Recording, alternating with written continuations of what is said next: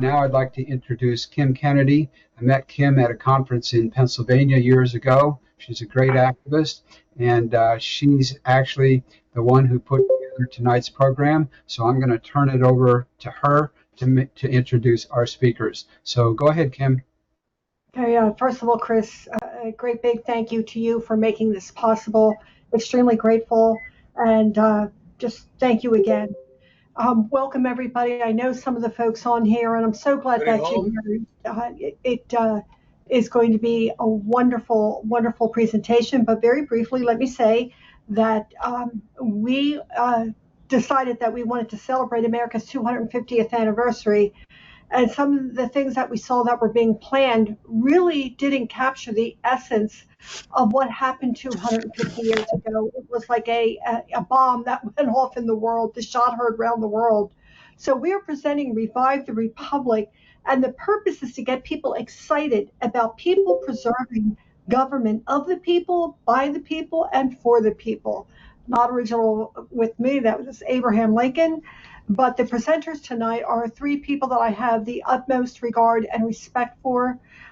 I've known Aaron and David Bradford for 7-8 years, and I worked with David at presentations, and he does a marvelous job, as well as Aaron. They're very well researched, very good, so you will enjoy their part. Pastor David Whitney is incredible. I have learned so much from him, from the Constitution. And what I love about all three of them is their passion and their exuberance and their excitement combined with knowledge.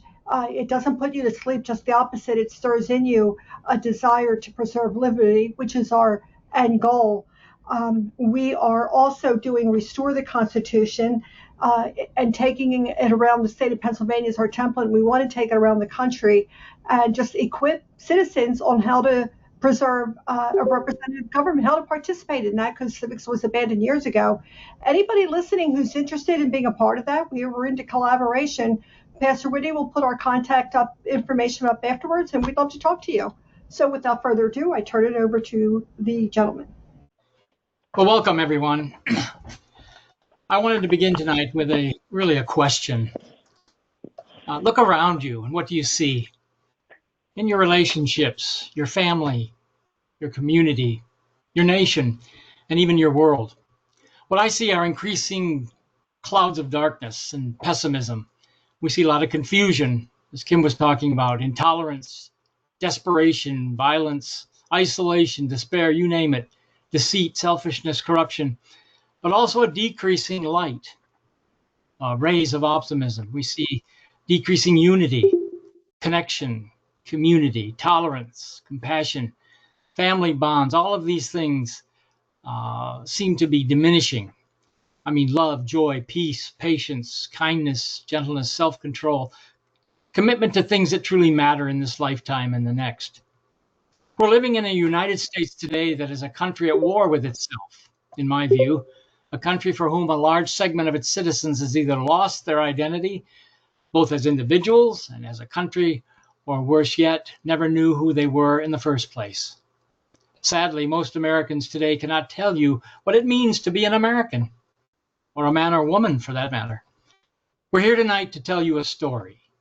It's a story of my family and your family, a story about my country and your country. You have no doubt heard it said that America is not only a country or nation, but an idea and a story. It is a story that is unlike any national story in human history. That makes it an exceptional story of an exceptional country. Ours is a country that has at its very roots and embedded in its DNA the uniquely American marriage of liberty with virtue and faith. These are indispensable supports that have never existed in any country in the world before or since this unique time in history. We're here tonight to tell this, what I call birthday story, from 3 generational perspectives. The first generation began with our Pilgrim forefathers, which I will cover. We call this the conception stage of our nation. You may find it helpful to think of our nation in terms of a child.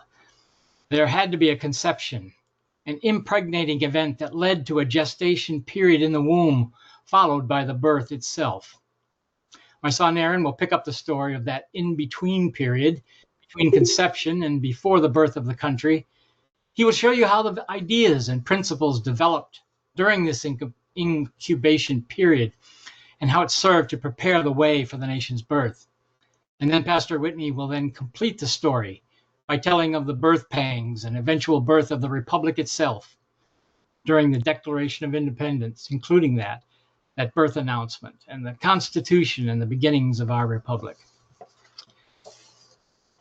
When I think about this moment in history in which we now live, I'm immediately drawn back to the battlefield in Gettysburg, Pennsylvania in 1863, where President Abraham Lincoln spoke to a nation that had gathered to dedicate and consecrate a national cemetery.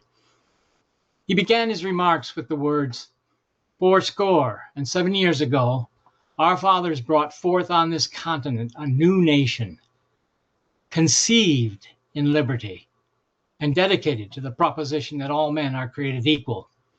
We are now engaged in a great civil war, testing whether that nation or any nation so conceived and so dedicated can long endure." He goes on and ends his address by saying, "The world will little note nor long remember what we say here, but it can never forget what they did here. It is for us, the living, rather, to be dedicated here to the unfinished work which they who fought here have thus far so nobly advanced. It is rather for us to be here dedicated to the great task remaining before us, that from these honored dead we take increased devotion to the cause for which they gave the last full measure of devotion, that we here highly resolve that these dead shall not have died in vain, and that this nation, under God, shall have a new birth of freedom, and the government of the people, by the people, and for the people, shall not perish from the earth." Well, obviously, President Lincoln was speaking about the Americans, North and South, that died at the Battle of Gettysburg, and his appeal to devotion was to the preservation of the nation, specifically the government that was designed and built to protect and perpetuate the people's ability to govern themselves. Well, 100 years later, in 1963, we found ourselves as a nation engaged in a new civil war that has been raging, well, virtually my entire lifetime. A civil war that many, if not most Americans, never realized was even happening. And now, 63 years later, in 2025, we find ourselves in that same existential moment that Lincoln identified, and to which he called upon the American people to rededicate themselves, that is, to a new birth of freedom. Lincoln's call, however, was not just an appeal to freedom alone, or unbridled liberty, or libertarianism, no, but rather to an American liberty that contained unique elements and requirements that would prove necessary to the survival of self-governance itself, while at the same time binding and choking out the weeds of tyranny that exist only to subjugate the heart, mind, and soul and strength of free men and women in the American society. So where and how was this country conceived? Well, I will argue that it was an immaculate conception, especially when you hear Governor William Bradford's account of their unplanned settlement at Cape Cod. Bradford says, "After long baiting at sea, we fell among that land which is called Cape Cod, the which being made, and certainly known to be it, we were not a little joyful. After some deliberation had amongst ourselves, and with the master of the ship, we tacked about and resolved to stand for the southward, the wind and weather being fair, to find some place about Hudson's River for our habitation. But after we had sailed that course about off the Dye, we fell amongst dangerous shoals and roaring breakers, and were so far entangled therewith as we conceived ourselves in great danger. And the wind shrinking upon us withal, we resolved to bear up again for the Cape, and considered ourselves happy to have gotten out of the danger before night overtook us, as by God's good providence we did. The next day we sailed into the Cape Harbor, where we rid in safety. Being thus arrived in a good harbor, and brought safe to land, we fell on our knees and blessed the God of heaven, who had brought us over this vast and furious ocean, and delivered us from all the perils and miseries thereof, again to set our feet on the firm and stable earth, our proper element. So what you see here is the Pilgrims were coming over, and they were trying to be compliant with their patent that they had. They were legal, and they were representing the English. And so they came here, and they realized they were outside. They knew where they were, and they realized they were outside their legally set apart place in Northern Virginia where they were supposed to land. And so they started going down there, and immediately the hand of God, I don't know how you noticed how many times God uses the weather to actually control the events that he ordains to happen. He says, no, where are you going? You belong back up here. They went back up to the Cape. He says, I've got a land picked out for you, and there's some people I want you to meet. Well, before they went ashore, there was some problems on the ship. And this is when we learn about, and this document that is most important for our founding and to understand it, we call it the Mayflower Compact. It really wasn't a compact. They didn't use that term back there in that sense. They used the word combination. And the word combination has to do with a covenant. It has to do with an agreement. Because there were those on the ship that, since they were illegally outside the Virginia area where they were supposed to be, they were going to go ashore and use their own liberty and just leave. Well, this would have been disastrous, obviously, for the Pilgrims. In fact, let Bradford explain to you this momentous decision they had to join together and commit to one another for the first time in the history of the world, that there was this agreement that a group of people came together to covenant together to self-govern. This is the way what Bradford says about this.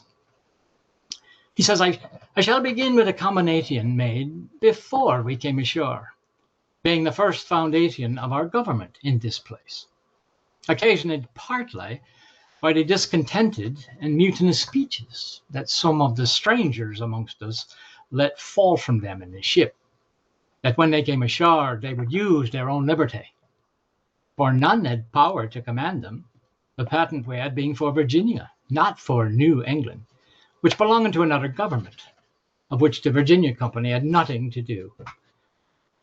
And partly, that such an act by us done, and this our condition considered, might be as firm as any patent, and in some respects more sure. The form was as followeth. In the name of God, Amen. We whose names are underwritten, the loyal subjects of our dread sovereign Lord King James, by the grace of God, of Great Britain, France, Ireland, King, Defender of the Faith, etc.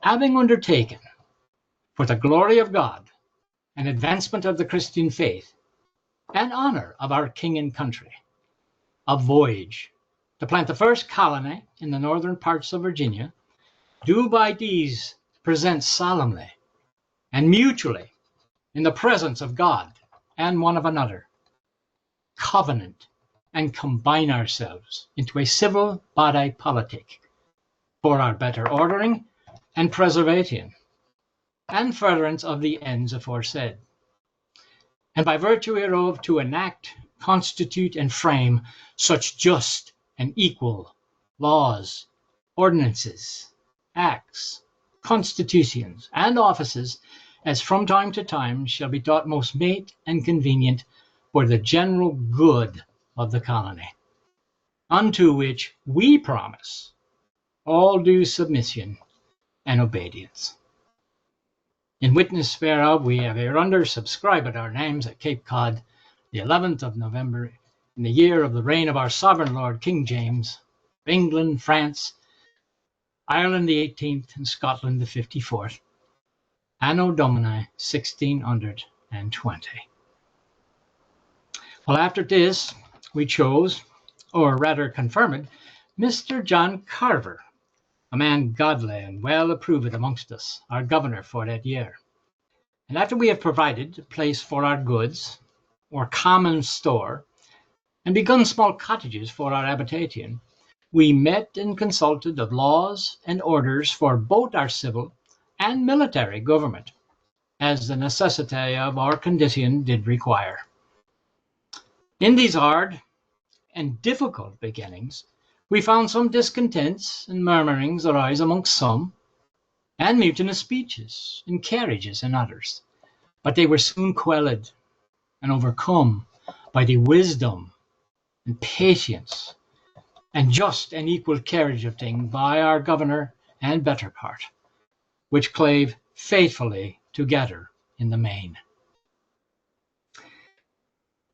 So what you see here is this agreement for like I said, for the first time in the history of the world, where they came together to form a self-governing body of people.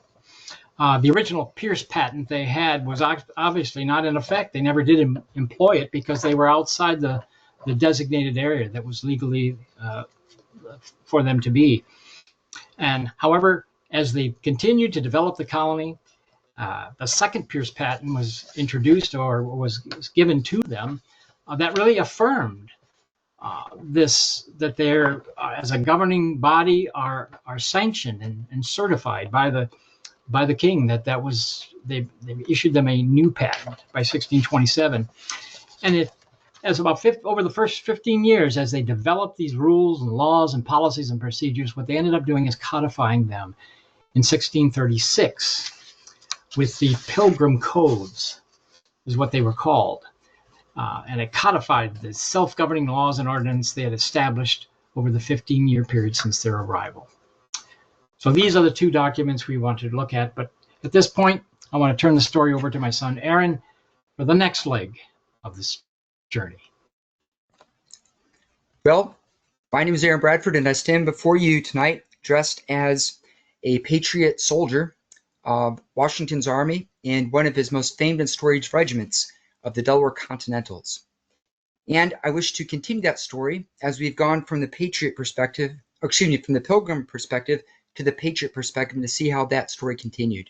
But I would like to draw your attention to the Article 1 from the General Fundamentals of the Plymouth Codes. And notice in there, Article 1 states that no act, imposition, law, or ordinance be made or imposed upon us at present or to come, but such as has been or shall be enacted by the consent of the body of free men or associates or the representatives legally assembled, which is according to the free liberties of the free-born people of England. So I hope that sounds a little familiar to you tonight, being fellow patriots here assembled, that idea of consent of the governed and that idea of people being free-born. I hope, again, that sounds familiar to you. And we'll hear later on from Pastor Whitney this concept of being born free, being born, being endowed with certain liberties and certain rights. But I hope you see that there. I'd also next like to share the tombstone of Governor William Bradford, who actually lived to the year 1657. And if you think about what was happening between 1636 and 1657 back in England, there was a great civil war that raged between the British Parliament, or the English Parliament, and also the English king. King Charles I lost that argument and he was beheaded. And for 9 years, England did not have a king, but instead the Great Protectorate under Oliver Cromwell. So Bradford died in 1657, while Cromwell was there in England. And I draw your attention to what is on Bradford's tombstone. I don't pretend to read or speak Latin very well, but there's an inscription in Latin, and it reads, "What our forefathers with so much difficulty attained, do not shamefully abandon." And so I assure you that for the patriot soldiers under George Washington, we are very much aware of what was attained with great difficulty. And the words of the patriots and our commander-in-chief, General Washington, the commander of the army, echoed that sentiment. We realize what is at stake. So Washington gave this to the army July 9th, 1776. He wrote, "The general hopes and trusts that every officer and man will endeavor to live and act as becomes a Christian soldier defending the dearest rights and liberties of his country." So notice how that's the opposite from shamefully abandon. No, we are committed to defending the dearest rights and liberties of this country. But as we consider documents of liberty tonight in this story, it is quite remarkable what happened with the Mayflower Compact. And yet, even before the Mayflower Compact, there was a recognition. If you think of the title, how the Pilgrims referred to King James, I hope you caught in the beginning where it says, "by the grace of God." Well, that language, "by the grace of God," we can see that in the Great Charter, or the Magna Carta in the year 1215. That is when King John was not protecting the rights of the barons, but instead he was abusing them and was functioning as a tyrant. And so on the plains of Runnymede, the barons forced King John to sign the Great Charter. And by the grace of God is how King John is recognized. So you see that if the king is king only by the grace of God, he is under God's authority and he is accountable to God.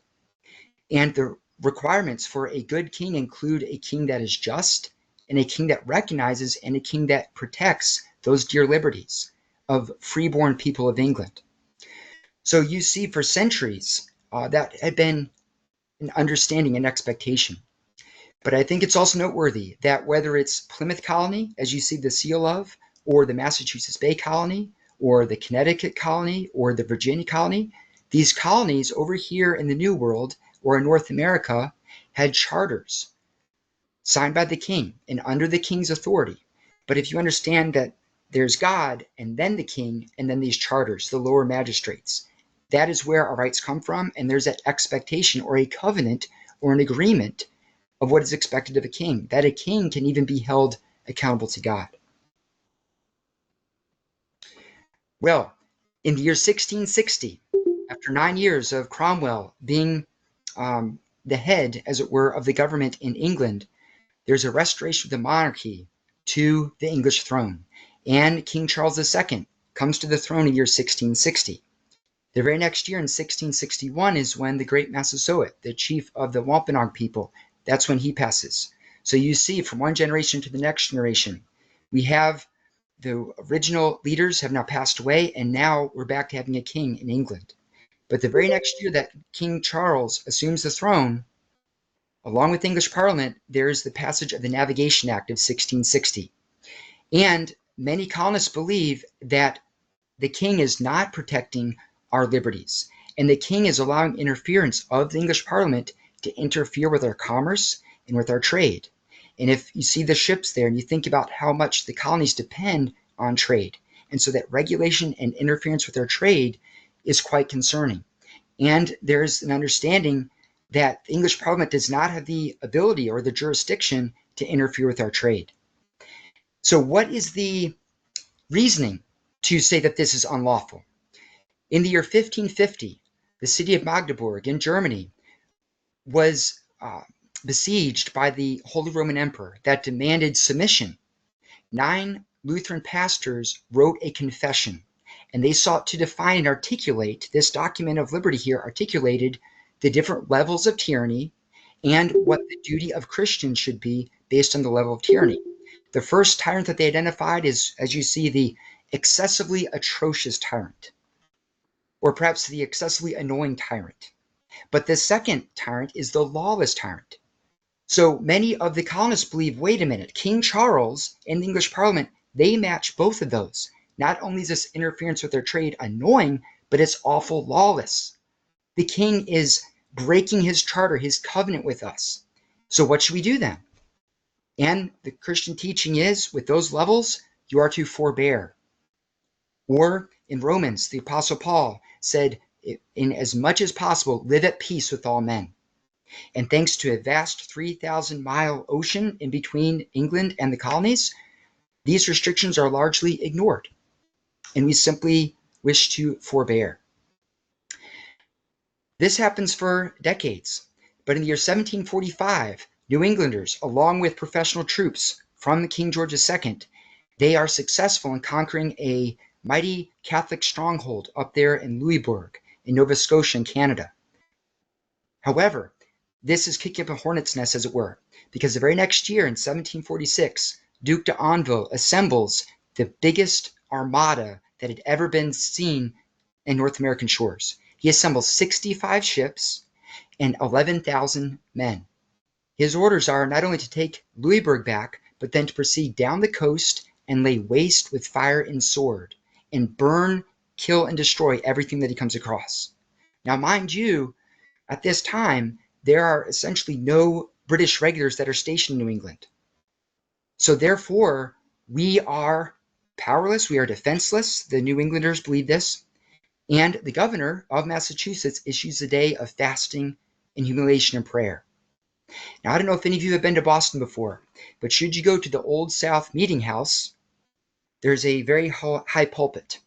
On that day, when hundreds were flocking in response to the governor's proclamation, Reverend Thomas Prince, he noticed that there was a bright blue sky and not a cloud in the sky. And as he began preaching, he lifted his eyes heavenward and he implored and he cried out to God for his deliverance. And he asked that the strong right hand of God would rise up the waters and that God would deliver Boston. As he was doing this, a shadow came over the Old South Meeting House. It was as if the hand of God with such a violent gust of wind slapped the window panes. It rattled the glass in the window panes.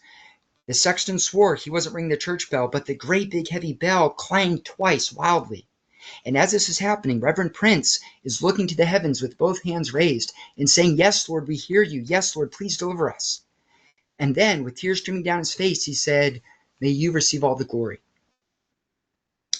And it is quite remarkable that a powerful tempest or a hurricane struck this French armada.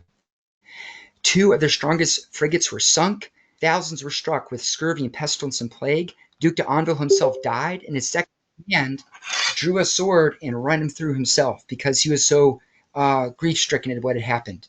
This French fleet was utterly destroyed, and many colonists saw this as the hand of God in him delivering them.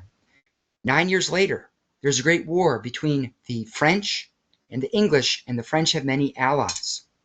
The British dispatch a very proud, arrogant general named Edward Braddock with 2,400 redcoats as well as Virginia troops, colonists. They chop their way to build a vast road through the wilderness to the outskirts of Fort Duquesne, where, if I could see in the future, will be the city of Pittsburgh and Three Rivers.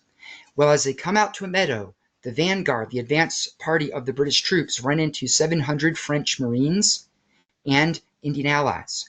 After they exchange volleys, the Indians then swoop around the side of these British troops and open up a galling fire. As this is happening, the British General Braddock is killed, mortally wounded, and almost every single British officer on horseback is hit.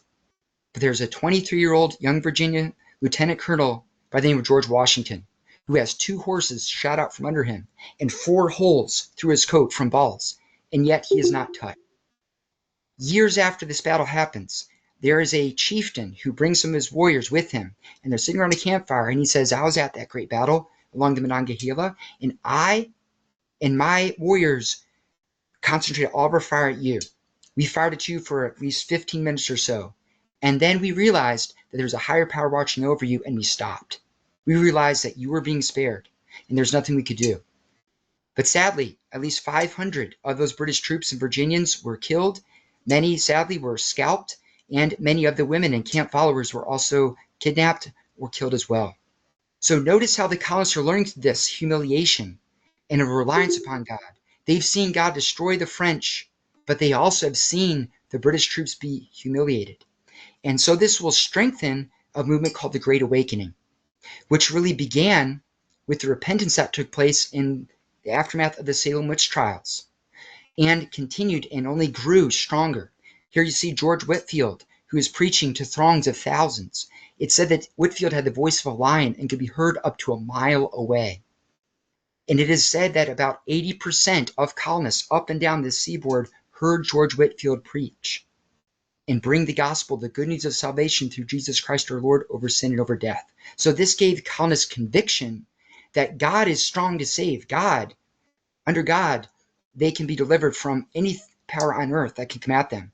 And also notice this gave the colonists unity as well. But sadly, after this great victory, war is expensive. This doubles the size of the national debt in London, and therefore British Parliament is at it again with passage of the Stamp Act. And so here we see Patrick Henry addressing the House of Burgesses in Virginia. There's also the Stamp Act Congress in New York City. And there becomes a refrain: taxation without representation is tyranny. That British Parliament is acting unlawful. And so now we've advanced, you see, to the third level of tyrant, the coercive tyrant. And what is preached from the pulpits and widely understood is that it is the duty of lower magistrates to intervene. If you have a civil magistrate that is abusing his power from being a tyrant, it's the lower magistrates that need to interpose to protect those under their care. And here you see the seal on the Gostelo flag, which says resistance to tyrants is obedience to God. So this is being done with conviction. So the lower magistrates intervene, and there's protesting, and the British take back the Stamp Act. But the very next year, they return with the Declaratory Act, which says that they reserve the right to pass laws binding on the colonies in all cases whatsoever. They are claiming unlimited authority over the colonies and are threatening the charters that they had had. And so there's another thing that is done. There's a passage in Scripture, Matthew 10, where there's a principle that if people do not receive you, if people do not hear you, then leave the city and shake the dust off of your sandals. And we can see with the idea here of boycotts, the idea that we will not associate with this coercion. We will simply refuse to buy the tea and the items that are being taxed. It's important to note that the Boston Tea Party is not a lawless anarchy act that takes place. But the civil magistrates, the Committee of Safety in Boston, they voted 7-0 to exercise English common law and not allow the tea to be offloaded and sold in the town of Boston. Now, they placed a guard to protect the private property for 20 days as per English common law, and after the 20 days expired, they then voted to destroy the tea. Please note that this was done lawfully. It was done under civil authority. It was done under submission to God. And also, there were 5 colonists who sought to steal some of that tea in bags in their shoes. And when they were caught, those 5 colonists were prosecuted to the full extent of the law. But look at the British response. Here you see a cartoon of sorts, just as some of the Sons of Liberty dressed as Mohawk Indians to disguise themselves and to have the identity that we are children of the mother country, but we are distinct. Notice what is happening to America here. The Boston Port Bill is out of the pocket of that British official, pouring the tea down the throat of America. Notice that Boston is blockaded by the British Navy, and notice the sword, which stands for military law, because Boston and Massachusetts is placed under martial law. So we've now advanced, I hope you see, to the 4th level of tyranny. This is the persecutor of God tyrant. And what is preached and understood is that armed resistance under the fear of God and under civil authority as a last resort is justified. So here we see the opening shot when the British, 800 strong, marched from Boston. They were marching to Concord to disarm the colonists. But Captain John Parker ordered his men on the Green of Lexington to stand your ground. Do not fire unless fired upon. If they mean a war, let it begin here. The idea here is that you must be under civil authority and that you cannot fire unless fired upon. Well, notice the perfect volley, the plume of smoke. The pastor of the church in Lexington, Jonas Clark, he, in a deposition, testified that innocent blood was spilt, that the British sought to encircle the militiamen. Captain Parker told his men, disperse, echoing the command from the British. He said, take care of yourselves, and that is when the British began to open fire. 8 of the militiamen were killed and 10 were wounded. The British then pressed on to Concord. They captured the town of Concord. However, 400 men under the command of Colonel James Barrett, who was a legislator, with Massachusetts legislature. So there you have the civil authority. He said, we need to watch. We cannot fire first. When they saw smoke rising from Concord, then he sent the militia forward. So here you see we have about 400 militiamen at the Old North Bridge facing about 100 British troops. The British troops fired 3 times against those militiamen before Captain John Bucktrott ordered his men, fire men, for God's sake, fire. So you see it is firing in defense, it is firing under civil authority that this takes place.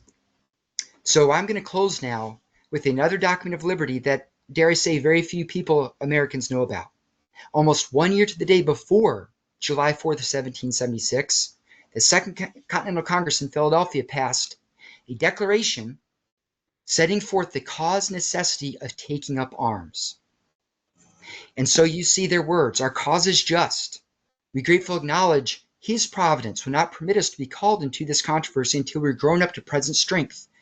We most solemnly before God and the world declare that, exerting the utmost energy of those powers which our beneficent Creator hath graciously bestowed upon us, the arms, which refer to firearms, which refer to muskets, the arms we have been compelled by our enemies to assume, we will, in defiance of every hazard, employ for the preservation of our liberties, being with one mind resolved to die free men rather than to live as slaves. We mean not to dissolve that union which has so happily subsisted between us and Great Britain, and we fight not for glory or for conquest. And so with the humble confidence in the mercies of the supreme and impartial judge and ruler of the universe, we most devoutly implore his divine goodness to protect us happily through this great conflict, to dispose our adversaries to reconciliation on reasonable terms, and thereby to resolve the empire from the calamities of civil war. So I hope you can see that armed resistance is a last resort. So I hope then that sets the stage for what will take place about 1 year later, after this is passed in Philadelphia at the Second Continental Congress. So I thank you for your time and being here tonight. Yes, Aaron and David, thank you so much. Especially a blessing to hear from direct descendants of Governor William Bradford, and to know that what you're doing in retelling that story is so vital for our day today. And as we come to this view of law and government of our founders that's recorded in the Declaration of Independence, I would claim it's essential for us to restore the Republic by reclaiming this worldview for ourselves.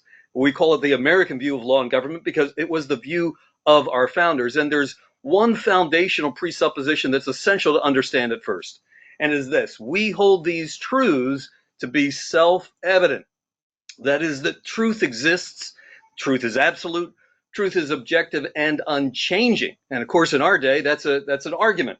Many people do not believe that the truth is objective, absolute, and unchanging. And until we restore that view in the hearts and minds of human beings, we'll not be able to restore the Republic.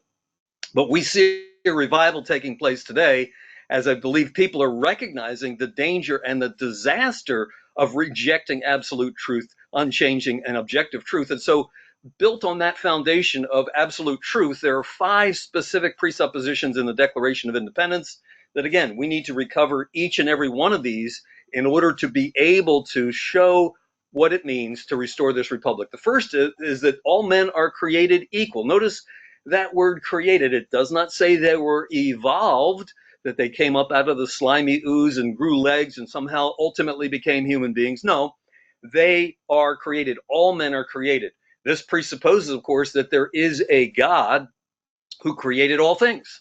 And indeed, it is very clear on the part of our founders that the God who created all things is the God of the Bible, not some moon idol worshipped by some billion-plus people or any of the 300 million idols of the Hindus. No, it's the God of the Bible that they referred to. And again, to revive the Republic, we need to get back to that God, the God of the Bible. So first presupposition, there is a God. The second is that they, human beings created by God, are endowed by their Creator with certain unalienable rights, that among these are life, liberty, and the pursuit of happiness. Now, it's not that these are the only rights that we have given by God, but instead These are the first and the most important rights given to us by God. So when we understand this principle, this second principle is very clear that they are saying not only is there a God, but that our rights come from him. They do not come from government. If they come from government, there's something that government could give you, and then something that government could take away just as easily as they gave it to you. No, our rights come from God, and that's why they're inalienable. That is, they cannot be changed, they cannot be deleted. In fact, the only thing human beings might do to your rights is to violate your God-given rights. And that brings us to the third presupposition of our founders that was critically essential to understand what their worldview was, that there is a God, our rights come from him, and that to secure these rights, what rights? Well, God-given rights. That to secure those God-given rights, governments are instituted among men. In other words, the only job of human civil government is to secure the God-given rights of the people. That's the purpose of civil government. And by the way, this issue brings up the most important question you can ask anyone who's running for office. Because if someone's actually running for office and they disagree with the presuppositions of the Declaration of Independence, they are not qualified to hold office in America. So the most important question you can ask anyone running for office, from the dog catcher all the way to the president, is this: what is the purpose of civil government? And if they give you any other answer than the Declaration of Independence answer right here, that the purpose of civil government is to protect God-given rights, don't trust them with your vote.